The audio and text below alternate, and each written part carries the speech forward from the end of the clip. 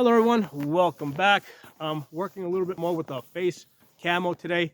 Basically, I'm doing this every day. I'm basically working the bugs out, trying to learn this. Trying to figure out what works, what doesn't work. Basically, I review the videos that I do, and I compare them, and I see. I don't just stand in front of the camera and look at it. I'm also looking at it at different distances, from different angles, to see what's working and not working. One of the things that I noticed that stood out a lot was the glasses, right? Because even before, when I had the thinner glasses, the frames would clearly stand out. And I did want to use my shooting glasses, right? These are actual shooting glasses. They got the even thicker frames. So the solution that I'm trying today is I've actually put cream on the frame of the glasses, right? So this cream on the frame of the glasses, so it matches the face. Okay, so we're gonna do a little bit of shooting, and then I'll review it, and you guys can also look at it, and you can tell me what you think. If you notice, the stripes that I'm using today are wider. I thought that the wider stripes would work better with the bigger frames, because essentially what's happening is one frame is mostly black, the other frame is mostly white, and it's horizontal, all right? So that you want to kind of work contrary to nature, contrary to what the human body expects, right? What the human body expects: two dark shadows under the eyes, right? Two dark shadows here, and a dark shadow over here from the shadow that's cast by the nose. So that stripe kind of throws that out of whack a little bit. Okay. So that's what we're going for. It's what they call pulls, where you're pulling the shadows, and reverses, where you're putting light. You're putting a light color where dark color is normally expected, and you're putting a dark color where a light color is normally expected. Okay, so that's what I'm working with here, and the purpose of the horizontal stripe, right? Because what that does is it kind of changes what the normal T, right? Because normally there's a T that's formed here, what they call the T box, right? The two eyes and the nose and the mouth, right? So that's the T. So that's your brain is kind of programmed to look for that T, right? That you expect in all predatory animals. When you see that T, your brain recognizes that as a as a face. Okay, so we don't want to use a straight vertical line. We don't want to use straight horizontal lines, right? Doing a diagonal line is contrary to the T design. So that's what I'm going for here. So I'm going to go out, I'm going to move around, do a little bit of shooting, and drop some comments. Let me know what you guys think.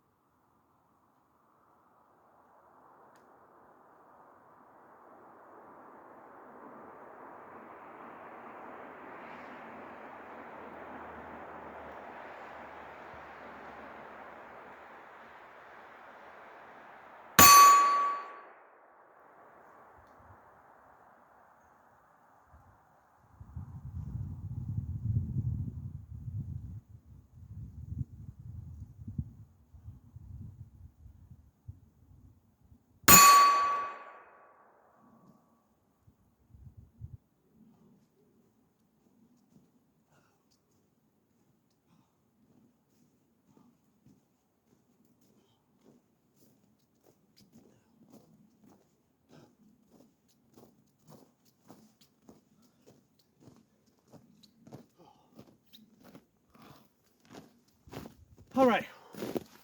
So first, let me say this. Running around in 6 to 8 inches of snow is a lot more tiring than running around in ground like this that has been basically plowed out. So that's something that you definitely got to factor in as you're moving around. Moving through snow tires the shit out of you really fast. Now that affects your shooting because you're tired, right? Especially if you're trying to shoot off-handed, it's hard to keep the gun steady.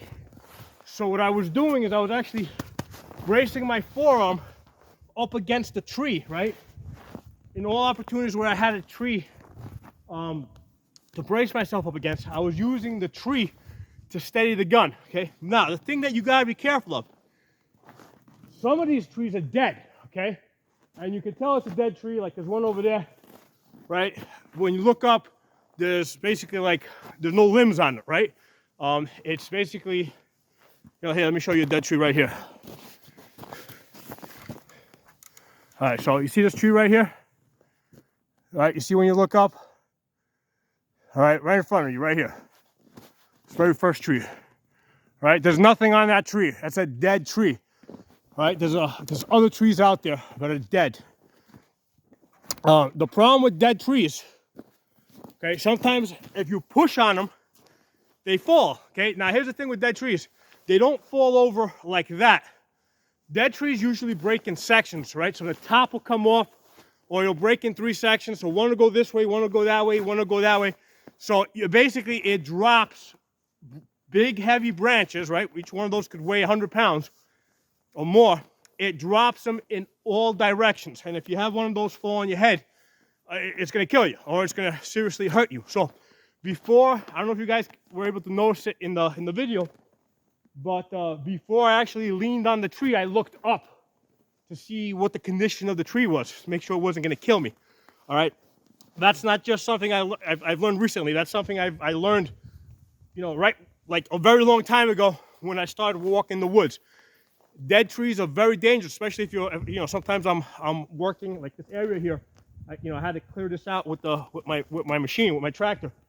You know, I'm very careful when I'm backing up because I can back up into a live tree and that's fine. But if I back up into a dead tree and just hit it, you know, I could get a very big, heavy piece of wood on my head. So you gotta watch out for the dead trees, okay? The other thing I was more conscious of this. I screwed it up the first time I did this last week. When I was shooting over the snow, right? I made a conscious effort. You gotta turn the rifle sideways. Because if you hold it vertical, there's a 2.5-inch difference between your line of sight and your barrel, right? So if you hold it like this, yeah, you're just peeking over the snow, right? But what's actually happening is your barrel is pointing into the snow.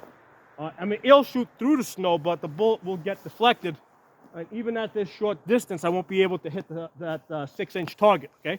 I mean, it won't deflect it too far off, but it won't hit the target. So when I'm shooting over snow, I gotta make an effort to shoot the gun sideways. All right. So a lot of times we laugh at the gangsters holding the gun sideways, shooting them. Hey, listen, there's a time and place for everything, right? If you're coming over a ladder and you're looking over the top of a roof, holding the gun sideways makes a lot of sense. Okay. Or if you're shooting over the snow over here, holding the gun sideways makes a lot of sense. So maybe those guys in the hood know something, you know? Maybe they figured this shit out way before we did. I don't know. So anyway, I hope you guys enjoyed this video. Drop some comments below. Let me know how it looks. Let me know how this camo looks at different distances. Right? Sideways.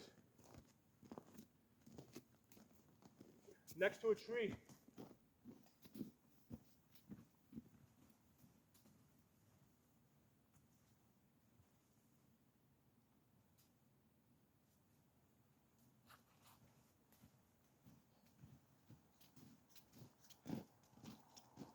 So yeah, let me know, you know, how it looks in different conditions, how it looks when I'm in the snow by itself, when I'm next to a tree, when I'm crouching.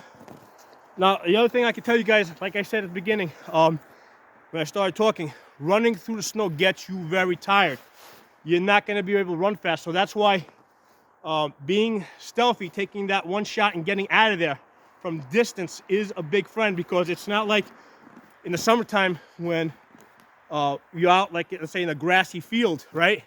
And you're able to run in, take a shot, and run back out. Out here in the woods, first of all, even in the summertime, right? When the branches are growing all over the place, you're not going to run as fast as you think you can, but at least you got better coverage. Out here, you know, when it's snowing, I think that you have a little bit less coverage than, let's say, in the summertime when everything's green and you got bushes growing all over the place, which means that we have to take even, you know, the maximum amount of advantage out of camouflage, okay, and especially in the wintertime, because we have less coverage, and taking the shots from as far out as possible. I actually went far back there behind the trees. I switched the magnifier on at one point so I could take that, you know, so I could get a better shot at that 6-inch plate. Then as I came in closer, I switched the magnifier off. So this is a great setup.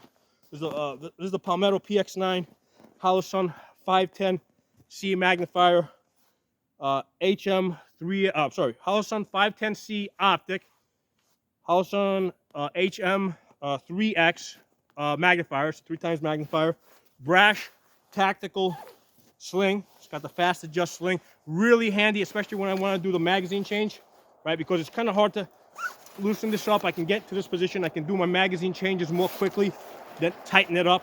So you know, these are all becoming very useful tools for realistic, practical shooting. Okay, so I as much as possible, I try to avoid the conventional, like, two-dimensional ranges. That's great for, like, when you're first starting to learn how to shoot. But if you want to move beyond that, you have to get someplace where you can shoot like this, you know, in a realistic type of environment, realistic type of obstacle. So hope you guys enjoyed the video. Drop some comments below. If you're not a member of the channel, subscribe and hit the bell button so you get notification of the new videos I put up. I'll talk to you all soon.